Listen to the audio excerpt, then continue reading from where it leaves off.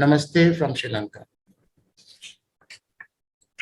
It is indeed an honor and a privilege to join you all in this auspicious inauguration ceremony of Indian Immersion Program, Aadigyan, highlighting the cultural and knowledge tradition of India, organized by the International Relations and Higher Studies Office of SRM University, Andhra Pradesh.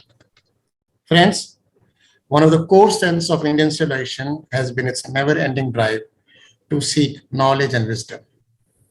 India was home to the world's oldest universities that were the center for higher education and cultural exchange in ancient times, where discussions and deliberations were rooted in logic and they constituted academic traditions of India. In the ancient world, where warfare was an essential feature of ancient civilizations, India gave the message of Shanti, that is peace, and Ahimsa, that is non-violence. Such philosophical traditions form the basis of Indian cultural and spiritual thoughts. And such thoughts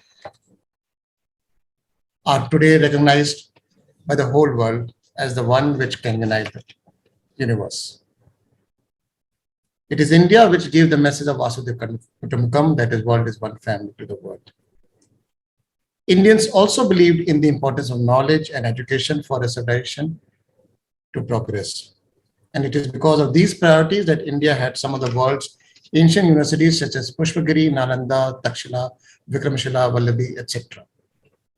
Students from all over the country and different parts of the world studied and lived there. For instance, Nalanda University had as many as 8,500 students and 1,500 teachers. It speaks volumes about the fame and the popularity of the institutions of learning in ancient India. At some universities, as many as 100 lectures were conducted in a day. The academic standards were very high, and it was not easy to gain admission into such universities. This might surprise you, but Takshila flourished several centuries before the University of Alexandria and Constantinople, which were not even existing at that point in time. It is believed that Takshila functioned from 600 BCE to 500 CE. Such universities became a melting pot of cultures as students used to come there from far countries. Many influential Indian scholars composed their epoch-making work at such universities. For instance, Kautilya wrote Arthashastra, an ancient Indian treatise on economic policy and military strategy during his teaching tenure at Takshila University. Maharishi Charak also composed his medical treatise Charak Samhita there. The revered Sanskrit scholar and grammarian Panini also taught at Takshila. He produced his best work called Ashtadhyayi, the 8 chapters at Takshila, which was a complex rule-based grammar book of Sanskrit that survives even today. Similarly, at Vikramshila University, it is stated that it had 6 different affiliated colleges, with each one imparting a different specialization.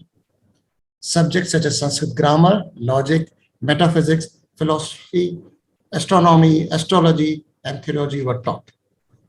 It is believed that it was at Vikramshila where the culture of awarding degrees and recognitions were first started in the whole world.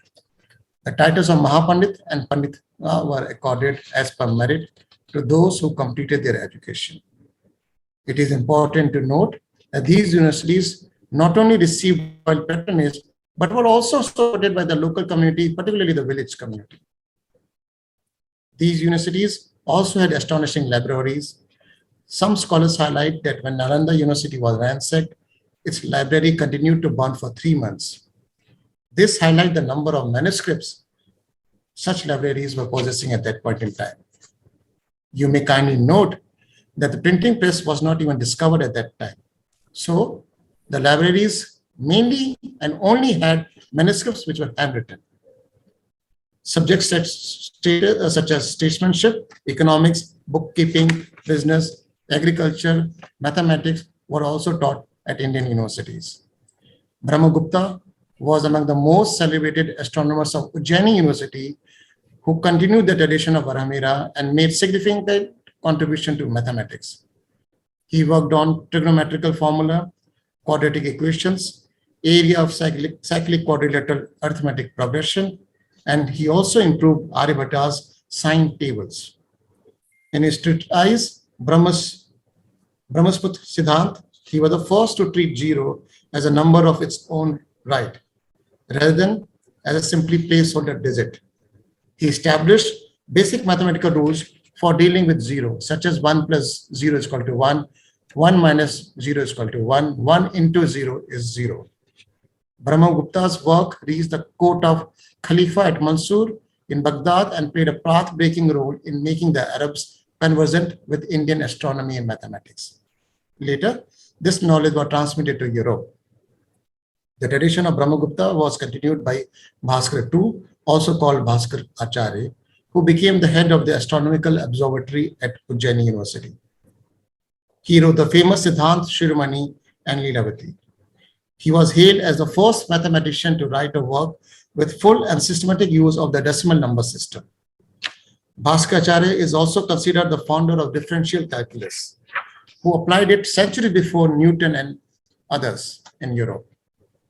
Then there was this Kanthalur University in Kerala, where subjects such as music was also taught with astronomy, mathematics, etc.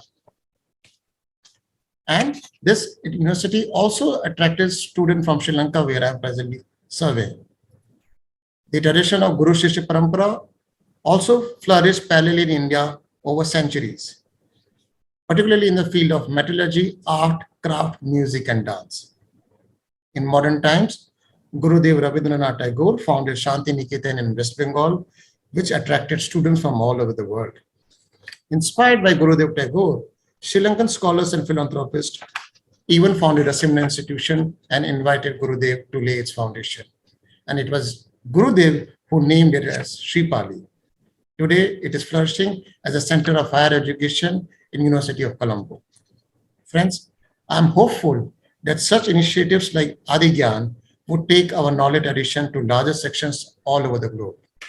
With these few words, I rest my speech and most humbly thank you all for inviting me today for today's program. May all be healthy, happy and blessed. Thank you. Bhaumastati from Sri Lanka.